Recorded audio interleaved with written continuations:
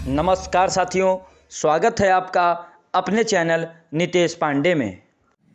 नमस्कार साथियों, मैं अभिषेक आपका स्वागत करता हूं आपके अपने चैनल नितेश पांडे में। साथियों, जैसा कि आपको अवगत है कि हमारे चैनल पर जंग यूपी टेट एंड सीटेट का बैच चलाया जा रहा है, जिसमें आपको एक बेहतर तैयारी करवाई जा रही है। उसी कड़ी में मैं आपको हिंदी सब्जेक्ट पढ़ा रहा हूं। हिंदी में अभी तक आपको 6 क्लासेस दी जा चुकी हैं, जिसमें मैंने वर्णमाला, संधि वगैरह चैप्टर जो रचनाएं वचनाकार संबंधित जितने भी चैप्टर थे मैंने करवाए हैं। आज इस कड़ी में 7वां लेक्चर है, जिसमें मैं आपको संज्ञा पढ़ाऊंगा। संज्ञा से रिलेटेड जितना भी मटेरियल है वो आपको प्रोवाइड कराया जाएगा। अगर आपको वीडियो की PDF फाइल चाहिए तो आप हमारे टेलीग्राम चैनल को ज़रूर ज्वाइन कीजिए। टेलीग्राम चैनल का लिंक हमारे वीडियो के डिस्क्रिप्शन में दिया गया है, वहाँ से जाके आप ज्वाइन कर सकते हैं। ठीक है, और अगर वीडियो अच्छी लगेगी तो आप लाइक ज़रूर कीजिएगा और अपने अन्य साथियों के साथ ज़रूर शेयर कीजिए। हमारे चैनल को सब्सक्राइब कीजिए और अपने अन्य साथियों के साथ शेयर कीजिए। तो चलिए स्टार्ट करते हैं आज का अपना सेशन, जिसमें मैं आपको संज्ञा पढ़ाऊँगा। संज्ञा सीखने से पहले आप देखिए, वर्णों के सार्थक समूह को शब्द कहते हैं। यह मैं बता चुका हूँ आपको वर्णमाला में। शब्द वर्णों के सार्थक समूह को क्या कहते हैं? शब्द कहते हैं। ठीक है, वर्णों के सार्थक समूह को सार्थक का मतलब क्या? जिसका अर्थ निकले, जिसमें अर्थ निकलता है वही शब्द कहलाते हैं। उनके समूह को, वर्णों का जो समूह होता है वो क्या कहलाता है? शब्द कहलाता है। जैसे जलज हो गया भाई, जलज, कमल, टहल, पहर, इन सब का क्या निकल रहा है? अर्थ निकल रहा है। शब्दों का एक सार्थक अर्थ निकल रहा है। जलज माने कमल होता है, कमल माने तो कमल होता ही है। टहल माने टहल रहे हैं, पहर माने एक प्रकार का टाइम, जैसे शाम का टाइम पहर कहलाता है कुछ भी। ठीक है, पहर, दोपहर, जैसे दोपहर का समय होता है। ठीक है, तो इसका एक सार्थक अर्थ निकल रहा है। तो ये सब क्या हो गए? शब्द हो गए। ठीक, अब प्रयोग के आधार पर शब्द को वर्गीकृत किया गया है। कैसे? एक होता है विकारी शब्द, दूसरा होता है अविकारी शब्द। क्या होते हैं विकारी और अविकारी का मतलब? प्रयोग के आधार पर शब्द दो प्रकार के होते हैं। कितने? दो प्रकार के, विकारी शब्द और अविकारी शब्द। विकारी शब्द क्या होता है? आइए देखते हैं। ऐसे शब्द जिनका स्वरूप लिंग वचन कारक आदि के कारण परिवर्तित होता है, उन्हें क्या कहते हैं? विकारी शब्द। मतलब ऐसे शब्द जिनका स्वरूप लिंग वचन कारक आदि के कारण परिवर्तित होता है, उन्हें विकारी शब्द कहते हैं। ठीक, जैसे प्रमुख विकारी शब्द कौन कौन से होते हैं? संज्ञा, सर्वनाम, विशेषण, क्रिया। ठीक, तो ये शब्द क्या कहलाए? ये सब कहलाए आपके विकारी शब्द। जैसे वह जाता है, वह जाता है। ठीक, तो अभी ये लड़का है, वह जा रहा है भाई। अब अगर हम जाती हैं, अगर इसको हम लिंग बदल दिए, वह जाती है, तो ये पूरा परिवर्तित हो गया सेंटेंस के नहीं। तो ऐसे शब्द क्या कहलाते हैं? विकारी शब्द। इनका मतलब कि इनका स्वरूप लिंग वचन कारक इत्यादि के कारण परिवर्तन होता है, तो ये सब विकारी शब्द कहलाते हैं या परिवर्तनशील शब्द कहलाते हैं। जैसे कौन कौन से हो गए? संज्ञा, सर्वनाम, विशेषण, क्रिया। ऐसे शब्द क्या है? विकारी शब्द। अविकारी शब्द क्या है? किसे कहते हैं? ऐसे शब्द जिनके स्वरूप में लिंग वचन कारक आदि में परिवर्तन के कारण कोई बदलाव ना आए, उन्हें अविकारी शब्द कहते हैं। जैसे अव्यय जो होता है भाई, उनका कोई स्वरूप में लिंग वचन कारक आदि में परिवर्तन के कारण कोई बदलाव नहीं आता है, उन्हें क्या कहते हैं? अविकारी शब्द। जैसे अव्यय मैं पढ़ाऊँगा आपको, ये सब भी पढ़ाऊँगा। संज्ञा, सर्वनाम, विशेषण जो शब्द होते हैं विकारी शब्द, पहले इनको पढ़ाऊँगा, उसके बाद अविकारी शब्द अव्यय पढ़ाऊँगा। तो आपका पूरा कंप्लीट हो जाएगा, एक प्रकार से कंप्लीट हिंदी पढ़ानी है हमको। तो आइए सीखते हैं संज्ञा क्या होता है। पहला विकारी शब्द जो होता है, ये पेपर में क्वेश्चन दे देता है कि विकारी शब्द किन्हें के, इनमें से विकारी अविकारी शब्द है। संज्ञा दे देगा, सर्वनाम दे देगा, विशेषण दे देगा, एक अव्यय दे देगा। आपसे पूछ लेगा कि इसमें से अविकारी शब्द कौन सा है, तो आपको अव्यय पे टिक लगाना होगा। किस पे लगाना होगा? अव्यय पे। ऐसे क्वेश्चन आते हैं। ठीक, संज्ञा किसे कहते हैं भाई? ये तो अब बचपन से पढ़ते आ रहे हैं। किसी व्यक्ति वस्तु अथवा स्थान के नाम को क्या कहते हैं? संज्ञा कहते हैं। इसमें क्या लिखी डेफिनेशन? किसी व्यक्ति, वस्तु, स्थान, भाव, अवस्था, गुण, धर्म ये अमूर्त होते हैं। जाति, सामानिक जैसे के नाम के को संज्ञा कहते हैं, अर्थात इन सभी की पहचान बोध कराने वाले नामों को नाम। संज्ञा माने नाम, इतना आप जान लीजिए, संज्ञा माने नाम। किसी का अगर नाम पता है तो उसकी कह देंगे वो संज्ञा उसकी पता है। ठीक, अब भाई संज्ञा होती कितने प्रकार की ये देख लेते हैं हम। क्या बताया संज्ञा की डेफिनेशन में? व्यक्ति अथवा स्थान के नाम को क्या कहते हैं? संज्ञा कहते हैं। संज्ञा भाई होती कितने प्रकार की? संज्ञा कितने प्रकार की होती? 5 प्रकार। कौन कौन सी? व्यक्तिवाचक संज्ञा, ठीक है, क्या होती? व्यक्तिवाचक संज्ञा, व्यक्तिवाचक संज्ञा, भाववाचक संज्ञा, जातिवाचक संज्ञा और द्रव्यवाचक संज्ञा और समूहवाचक संज्ञा। इतने प्रकार की हमारी संज्ञा होती है। ठीक, कितने प्रकार की? 5 प्रकार की। व्यक्तिवाचक संज्ञा, भाववाचक संज्ञा, जातिवाचक संज्ञा, द्रव्यवाचक संज्ञा और समूहवाचक संज्ञा। ठीक, अब वर्ग के आधार, अर्थ के आधार पर संज्ञा के 5 भेद तो ये बता दिया हमने।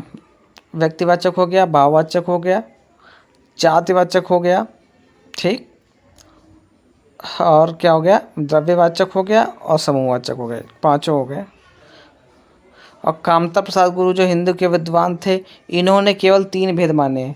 कितने मान रहे हैं? 3 भेद माने हिंदी के। कामता प्रसाद गुरु जी के अनुसार 3 भेद होते हैं संज्ञा के, व्यक्तिवाचक, जातिवाचक, भाववाचक, बस। कामता प्रसाद जी ने, किसके अनुसार? कामता प्रसाद जी के अनुसार। ठीक, ये भी क्वेश्चन आता है किसके अनुसार हिंदी के 3 भेद होते हैं, तो कामता प्रसाद जी ने 3 ही माने हैं, व्यक्ति, जाति और भाव, बस। व्यक्ति, भाव, जाति, भाव, द्रव्य समूह को नहीं माना इन्होंने। विशिष्ट व्यक्तिवाचक संज्ञा आप देखते हैं भाई क्या होता है? विशिष्ट, विशिष्ट, खास, सबसे अलग, जैसा कोई ना हो, ऐसे किसी भी व्यक्ति, वस्तु, स्थान, दिन, त्यौहार का नाम को व्यक्तिवाचक संज्ञा कहते हैं। ठीक, मतलब कोई खास व्यक्ति हो जिसके जैसा कोई और ना हो, तो ऐसे किसी भी व्यक्ति के, वस्तु अथवा स्थान के नाम को, त्यौहार का नाम को क्या कहते हैं? व्यक्तिवाचक संज्ञा कहते हैं। जैसे क्या हुआ? एंडीज पर्वत, भाई एक ही पर्वत है, इसके जैसा और कोई नहीं है। सतपुड़ा पहाड़ी, हिमालय, लाल सागर, दैनिक जागरण के अलावा कोई दूसरा नहीं है। ठीक, मेरठ अकेला है, होली, पानीपत का युद्ध, अमेरिका, राम इत्यादि, ये क्या है? व्यक्तिवाचक संज्ञा। ठीक, क्या है? व्यक्तिवाचक। इनके जैसा कोई और नहीं है, अकेला है, अपना एक वजूद रखते हैं, तो ये क्या कहलाते हैं? जिनका अपना खुद का वजूद होता है, वो किसी दूसरे के नाम से नहीं जीते, तो वो क्या कहलाते हैं? व्यक्तिवाचक। सबसे खास, विशिष्ट होना चाहिए, सबसे अलग होना चाहिए, वो क्या कहलाता है? व्यक्तिवाचक। उसके एग्जाम्पल भी आपको दिखा दिए गए हैं। ठीक है, तो आइए देखते हैं अब अगला, जातिवाचक संज्ञा। क्या? जातिवाचक संज्ञा किसे कहते हैं? ऐसे शब्द जिनसे एक जाति के सभी प्राणी या वस्तुओं की पहचान होती है। एक जाति के सभी, जैसे कुत्ता बोल दिया गया तो वो कुत्ते की जितनी भी जाति हैं, प्रजातियां हैं, सब आ गए उसमें, तो वो क्या? जाति से संबंध रखने वाली वस्तुओं को पहचान का बोध कराते हैं, उन्हें जातिवाचक संज्ञा कहते हैं। वो सब क्या हो गया? जातिवाचक संज्ञा। एक ही जाति, कुत्ता बोल दिया गया तो कुत्ता क्या है? जातिवाचक संज्ञा। घोड़ा बोल दिया गया, घोड़े की जितनी भी प्रजातियाँ हैं वो क्या कहलाती हैं? जातिवाचक संज्ञा। जैसे मनुष्य क्या हो गया? मनुष्य भी एक जाति प्रकार हो गई। ठीक, जैसे क्या? इसके जैसे वकील बोल दिया गया, सैनिक बोल दिया गया, कुम्हार बोल दिया गया, शिक्षक बोल दिया गया, भाई बहन बोल दिया गया, अफसर बोल दिया गया, पुस्तक, मतलब इसमें प्रत्येक जाति, भाई बहन बोल दिया गया तो सबके भाई, एक प्रकार की जाति हो गई। अफसर मतलब जितने भी अफसर होते हैं उतने। पुस्तक मतलब एक पुस्तक से मतलब नहीं है, सभी पुस्तकें, सभी उदाहरण संपूर्ण जाति का बोध कराते। तो ये कौन सा हो गया? जातिवाचक संज्ञा। आशा करता हूँ समझ में आया है। अब देखते हैं भाई समूहवाचक संज्ञा किसे कहते हैं। ऐसे शब्द जो व्यक्ति या वस्तुओं के समूह का बोध कराते हैं। भाई जिनसे समूह का भाई हमारा बोध हो, वो क्या कहलाते हैं? वो कहलाते हैं हमारे जातिवाचक संज्ञा। ठीक, ये समूहवाचक संज्ञा। जैसे क्या हुआ? परिषद, दल, सेना, परिवार। सेना क्या हो गई? समूहवाचक संज्ञा। संगठन, कुंज, गुच्छा, समूह आदि, ये सब समूहवाचक संज्ञा हो गई। ठीक, द्रव्यवाचक संज्ञा नाम, ऐसे नाम जिनसे खाने पीने की वस्तुओं का बोध होता है, उन्हें मापा तोला जा सकता है। भाई मापा तोला जा सकता है तो वो क्या कहलाते हैं? वो कहलाते हैं द्रव्यवाचक संज्ञा। जैसे दूध, दही, क्या हुआ? दूध, दही, तेल, पानी, तेजाब, सोना, चांदी, पानी, ये सब, ये क्या हो गए? हाँ, ये सब हो गए, ये सब क्या हो गए? द्रव्यवाचक। जिनको भाई मापा जा सकता है, द्रव्य फॉर्म में हो, वो सब द्रव्यवाचक संज्ञा कहलाती हैं। ठीक, तो आपने सारे टाइप देख लिए हैं। एक टाइप आखिरी बचा है भाववाचक संज्ञा। क्या भाववाचक संज्ञा किसे कहते हैं? अवस्था, दोष, गुण, धर्म, प्रकृति, स्वभाव आदि की पहचान कराने वाले शब्दों को भाववाचक संज्ञा कहते हैं। नहीं समझ में आया? मतलब जैसे जल में, एग्जाम्पल के थ्रू समझिए, जैसे जल में शीतलता, तो इसमें क्या हुआ? इसकी अवस्था का बोध कराया जा रहा है कि जल में क्या है? शीतलता है। गुण, इसका एक गुण बताया जा रहा है कि जल में क्या है? शीतलता है। ठीक, तो ये क्या हो गया? अवस्था हो, गुण हो, दोष हो, उसकी धर्म, प्रकृति, स्वभाव आदि की पहचान कराने वाले शब्दों को भाई अवस्था की पहचान करा रहे कि जल में क्या है? शीतलता है, या इसका एक गुण बता रहा है कि जल में क्या है? शीतलता। तो ये सब क्या हुए? भाववाचक संज्ञा। अग्नि में उष्णता, ये भी इसका गुण है कि अग्नि में जो है गर्मी होती है, तो ये क्या हो गई? इसकी विशेषता हो गई। ठीक, गुण हो गया। तो ये क्या हो गया? भाववाचक सर्वनाम। नारी की प्रकृति नारित्व, ये भी देखो उसका एक गुण हो गया, नारी की प्रकृति नारित्व। पशु की पशुत्व, ये सब क्या हुए? भाववाचक संज्ञा हो गए। ठीक, तो आपके सारे टाइप समझ में आ गए हैं। अब आगे देखते हैं संज्ञा से और कौन से क्वेश्चन बनते हैं, आइए देखते हैं। जातिवाचक सर्वनाम विशेषण, जातिवाचक सर्वनाम विशेषण क्रिया अव्यय से भाववाचक संज्ञाओं का निर्माण। ठीक, पहले जातिवाचक संज्ञा, सर्वनाम से संज्ञा, विशेषण से संज्ञा, क्रिया, संज्ञाओं का निर्माण बताना है। ठीक, पहले हम देखते हैं भाई जातिवाचक संज्ञा से भाववाचक संज्ञा का निर्माण कैसे होता है, आइए देखते हैं। जैसे नारी क्या है? जातिवाचक संज्ञा। क्या है? जातिवाचक संज्ञा। इसको हम भाववाचक संज्ञा में कैसे बदलेंगे? नारी को क्या लिखते हैं? नारी तो लगा देंगे आखिरी में, तो ये नारी क्या है? एक जातिवाचक संज्ञा। अगर हम इसे तो लगा दें तो भाववाचक, लास्ट में अगर तो लगा दें तो ये भाववाचक संज्ञा हो जाती है। स्त्री क्या होता है? स्त्रीत्व। पुरुष का क्या होगा? पुरुषत्व। मानव का क्या होगा? मानवता। भाई ता लगा दिया गया, किसमें? ता, मानवता। इसमें इस नारीत्व, स्त्रीत्व, पुरुषत्व और मानवता, इंसानियत, ईयत लगा दिया, ईयत प्रत्यय लगा दिया गया। क्या लगा दिया गया? ईयत प्रत्यय। तो ये क्या हो गए? ये सब भाववाचक संज्ञा में बन गए। तो आशा करता हूँ समझ में आ रहा है आपको सबको। मनुष्यत्व, पशुत्व या पशुता या पशुत्व भी बोल सकते हैं। लड़का को क्या कहते हैं? लड़कपन। ये इंपॉर्टेंट है। लड़का का भाववाचक, लड़का क्या है? जातिवाचक संज्ञा है। अगर इसको हम भाववाचक संज्ञा बनाए तो इसको क्या लिखेंगे? लड़कपन। क्या लिखेंगे? लड़कपन। ठीक, अगला जैसे बच्चा। बच्चे को अगर हम, बच्चा क्या है? जातिवाचक, एक विशेष जाति को बता रहा है कि बच्चे में सब जाति के बच्चे आ जाते हैं।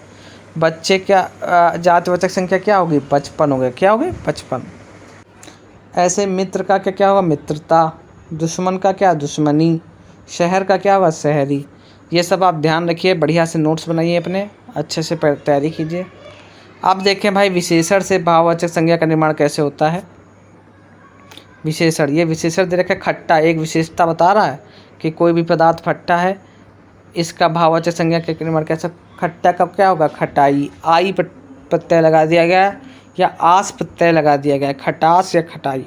वीर का, ये भी एक विशेषण है, वीरता या वीरत्व। गर्म का गर्मी, उष्ण का उष्णता, तीक्ष्ण का तीक्ष्णता। ठीक, आगे मीठा का मिठास। तो ये सब क्या हो गए? ये सब विशेषण से भाववाचक संज्ञा का निर्माण हो गया। ठीक, क्रिया से भाववाचक संज्ञा का निर्माण, क्रिया से भाववाचक संज्ञा का निर्माण करते हैं। भागना, भागना एक क्रिया हो गई। एक मिनट, भागना एक क्रिया हो गई। इसका अगर हम भाववाचक संज्ञा निर्माण करें तो भाग हो जाएगा। क्या हो जाएगा? भाग। कूदना का कूद, जागना का जाग, रोना का रो, लड़ना का लड़ाई, जीतना का जीत। ये सब क्या हो गई? भाववाचक संज्ञाएं हो गई। ठीक, लूटना का लूट, दौड़ना का दौड़, घूमना का घूम। ये सब क्या हो गई? भाववाचक संज्ञा हो गई। ठीक, अब भाई देखते हैं सर्वनाम से भाववाचक संज्ञा का निर्माण कैसा होता है। तो निज से क्या होता है? निजता। निजता अगर हम कर दें तो निज क्या है? सर्वनाम है, तो ये निजता हो गया इसका भाववाचक। पराया का परायापन, अपना का अपनत्व या अपनापन, अपना। भ्राता का भ्रातृत्व, युवक का यौवन। तो ये सब क्या हो गए, सर्वनाम से भाववाचक संज्ञा का निर्माण हो गया। ठीक है। भाई का क्या होगा, भाईचारा, आदमी का आदमीयता, पात्र का पात्रता, वकील का वकालत, मम का ममता, अध्यापक का अध्यापन। तो ये सब हमारी भाववाचक संज्ञा हो गई। ठीक। अब अव्यय से भाववाचक संज्ञा का निर्माण देखते हैं भाई। अव्यय क्या होता है, शीघ्र। इनसे कोई क्रिया, लिंग, वचन का इनसे कोई मतलब फर्क नहीं पड़ता सेंटेंस पे, तो ये अव्यय कहलाते हैं। अव्यय से भाववाचक संज्ञा, अगर शीघ्र को शीघ्रता कर दें तो भाववाचक संज्ञा, दूर को दूरी रखो। ठीक। शाबाश को शाबाशी, देर को देरी। तो ये क्या हो गए, ये सब भाववाचक संज्ञा हो गए बनाते हैं। आइए आप लोग देख चुके हैं कि कैसे हम संज्ञा से अव्यय तक भाववाचक संज्ञा का निर्माण कर सकते हैं, तो आपको समझ में आ जाएगा। अब देखते हैं जातिवाचक का व्यक्तिवाचक की तरह प्रयोग। गोस्वामी जी अवध के श्रेष्ठ कवि हैं। उपरोक्त वाक्य में गोस्वामी जाति का प्रयोग तुलसीदास जी के लिए किया गया है, जो कि एक जातिवाचक संज्ञा नाम है। अब जातिवाचक का व्यक्तिवाचक की तरह प्रयोग कैसे करते हैं। उपरोक्त वाक्य में गोस्वामी जाति का प्रयोग, गोस्वामी जाति होती है ना, तुलसीदास जी के लिए किया गया है, अतः जो कि एक जातिवाचक संज्ञा। तो जातिवाचक संज्ञा का हम व्यक्तिवाचक के रूप में प्रयोग कर रहे हैं। तुलसीदास क्या हो गए, एक विशेष व्यक्ति थे, ये तो व्यक्तिवाचक संज्ञा हो गया। तो क्या हो गया, तो जातिवाचक संज्ञा के गोस्वामी जाति का, तो हमने व्यक्तिवाचक की तरह हमने प्रयोग किया है। पंत प्रमुख छायावती, पंत देखिए, पंत जाति थी एक, उसको सुमित्रा वंदन पंत के लिए प्रयोग किया गया, तो एक तो जातिवाचक के रूप में प्रयोग किया गया, जातिवाचक को व्यक्तिवाचक के रूप में प्रयुक्त किया गया।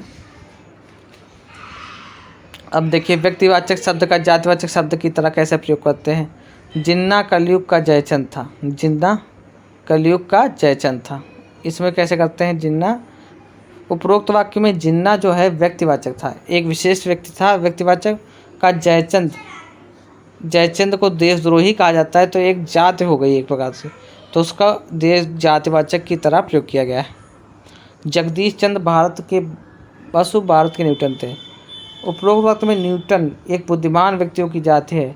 क्या है, क्या बहुत बड़े न्यूटन हो तुम, तो मतलब कि एक जाति बुद्धिमान व्यक्ति की तरह प्रयोग किया जाता है, तो उसको जगदीश चंद्र एक व्यक्तिवाचक थे, इनको आपने जाति के रूप में प्रयुक्त किया, तो व्यक्तिवाचक को हमने जाति की तरफ प्रयोग किया है। ठीक। भारत का समुद्रगुप्त भारत का नेपोलियन था। कौन, समुद्रगुप्त।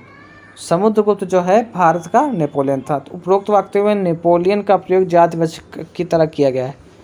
नेपोलियन का प्रयोग किसकी तरह किया गया है, जातिवाचक की तरह। तो ये क्या हो गया, नेपोलियन को प्रयोग जातिवाचक। नेपोलियन एक व्यक्तिवाचक, एक व्यक्ति था जो विशेष व्यक्ति था, तो व्यक्तिवाचक संज्ञा थी वो, उसका हमने जातिवाचक की संज्ञा के रूप में प्रयोग किया।